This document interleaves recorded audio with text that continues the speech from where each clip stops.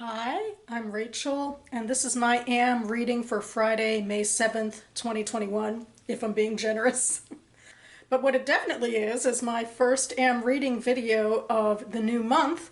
So, as per my custom, I will direct you to my latest literary newsletter where I talk about all things April. I have bookish news that caught my fancy, a book pick, a book meme, and also snippets of my Goodreads reviews for all of the books I read that month.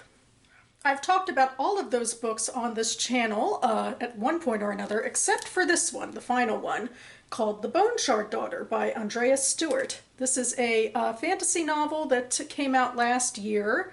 I first heard about it, I believe, through Comic-Con at home, through San Diego's Comic-Con experience, and her publisher was promoting her, and then it became a bigger deal with the Goodreads Choice Awards last year, making it through some of the rounds.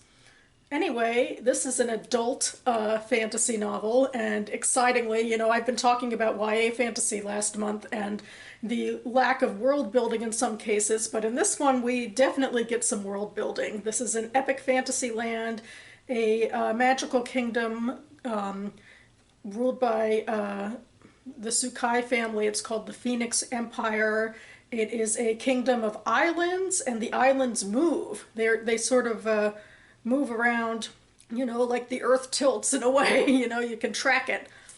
And the empire is held together by these magical beings called constructs, which are made in part through, some Frankenstein monster-esque sort of stitching together of animals, but they're animated by commands that the emperor puts on human bone shards. His subjects are all required to sacrifice part of their own bone to be part of his magic system. And, his defense for that is, I am saving you from the people I took this empire from once upon a time. But in the interim, some of the kids die in the ceremonies, and everybody's lives are shortened because of this magic. And I don't know, it's just such a unique system of magic. It was really compelling. Anyway, we're following a few characters around. The two main characters are the Emperor's daughter, Lin, who he is keeping in the dark, even though he's a decrepit old man. And, you're thinking, the Empire has to, survive, right? So, you need to teach your daughter about your bone shard magic, because it's more than just, I don't know, low-level constructs. They really take care of all the governance while this paranoid old man is, like, stuck in his palace. And once he dies, then what? But he's putting her through a lot of tests. She has some amnesia issues, which have to do with her storyline. And so she is trying on her own to learn about bone shard magic because her dad isn't helping her at all. The second person we're following is a smuggler called Jovis. Jovis is a citizen of the Empire and technically works as a navigator and also as, part of a crime syndicate. He has a storied past, but his main drive is that 7 years ago his wife was kidnapped from him, stolen away in the dead of night, and he's trying to track her down. But as he's doing so, he keeps getting caught up in sort of Robin Hood-esque theatrics. I mean, he's asking money from people to sort of help him on his never-ending journey to find his wife, but along the way he's mostly saving children from, these shard-taking ceremonies and that sort of thing, and then he ends up running into the resistance, as it were, that's trying to, take the empire back or dissolve the empire. And then we follow some secondary characters told in third person, the daughter of one of the governors of one of the islands and her lover, who is actually part of the resistance. And then this more mysterious woman named Sand, who's on another complete island, also dealing with weird memory loss issues, though at the end of the book we see how she might be factoring in with the rest of the characters, but that'll be explored more deeply, I'm sure, in the next book. So I really liked it overall. Again, I was pretty impressed by the world building and the magic. That being said, I do think that some of the plot and character stuff was a little shoddy sometimes, underdeveloped or rushed or that sort of thing, so I didn't necessarily fall head over heels, but I still thought it was very intriguing, and I'm looking forward to the next book, which I believe should be out this November. because the next thing I need really is another fantasy book that I want to read for the Goodreads Choice Awards this year. Oh boy. But now on to my official May reading. Here's one I haven't discussed before, but I just started, and really just started, reading Dorothy Parker's Complete Stories collection. This is a Penguin Classic Edition, I believe, published in the 90s. And May is both Jewish American History Month and also Short Story Month, National Short Story Month. So I try to read a Jewish short story collection because Parker was Jewish. It's, I think, a little more wishy-washy about how much she would have identified as such, although I think she lived in a time where, you know, that identity was foisted on her anyway. But I do try to read a collection in May, but as I've said in several other videos, I have too much reading to do as it is in May with the BookTube Prize and everything else. So I'm just taking this very slowly. I don't actually think I'll finish it in May. I just figured I could, you know, read a few short stories along the way of this month. You know, there's several in here. And so far I've read the first one.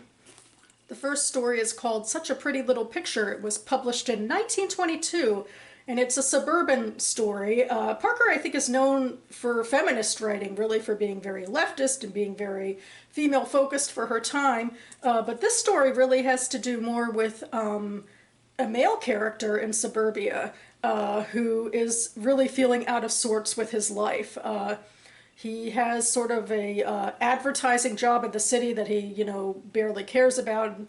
He has a wife and a daughter he's mostly estranged from. He spends most of the story clipping hedges while his wife attempts to talk to him.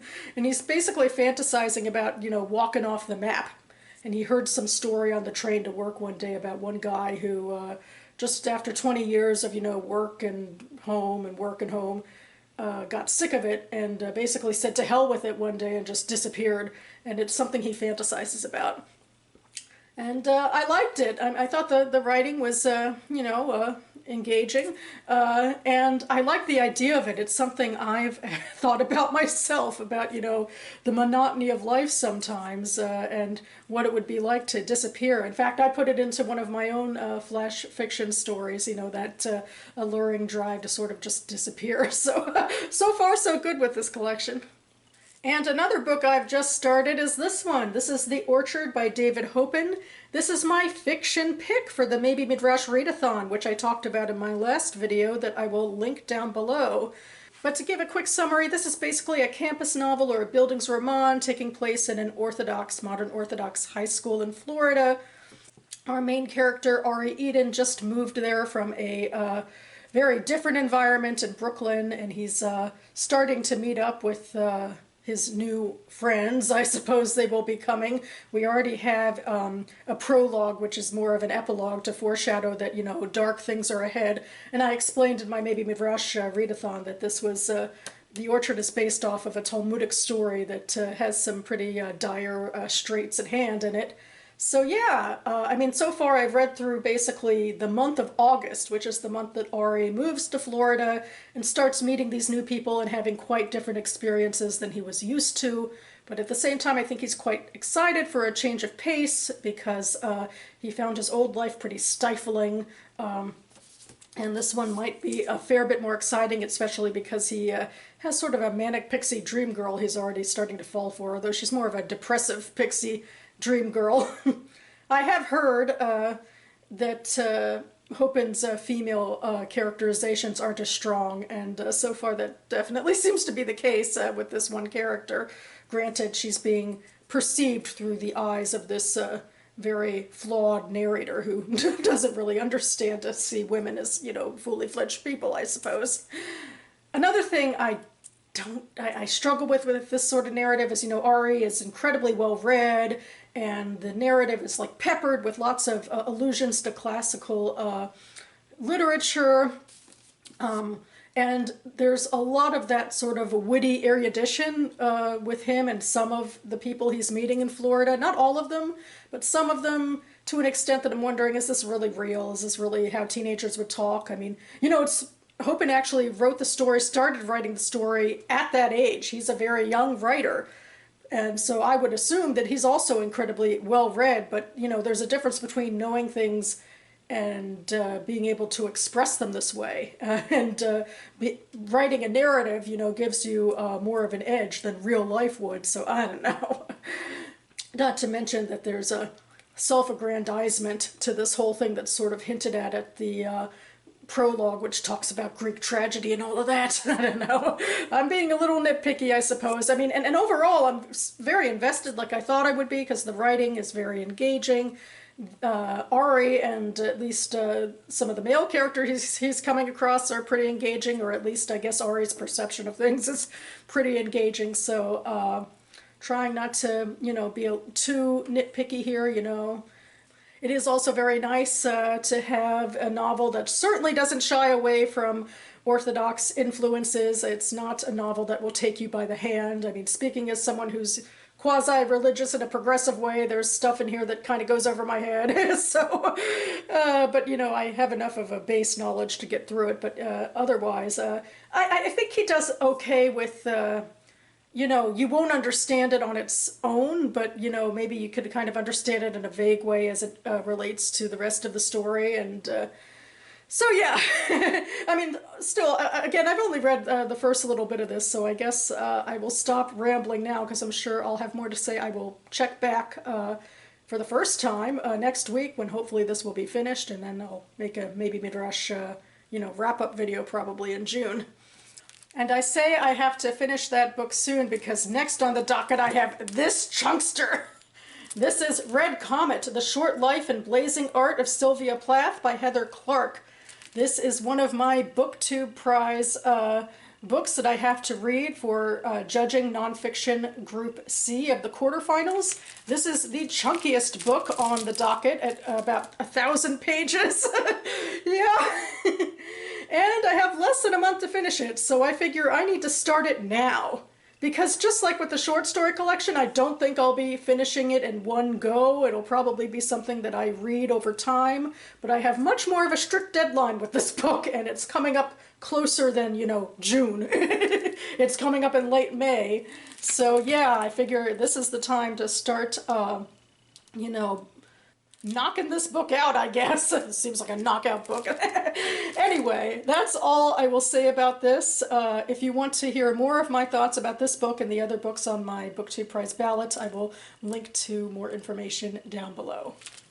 So that about covers it for me now, and with that I go into the crazy month of May reading. Mostly crazy because I have a lot of pages to read and some pretty strict deadlines, so what do you know, but I'm feeling kind of optimistic right now. I guess it's a good way to start the month, at least. You should at least start it feeling optimistic.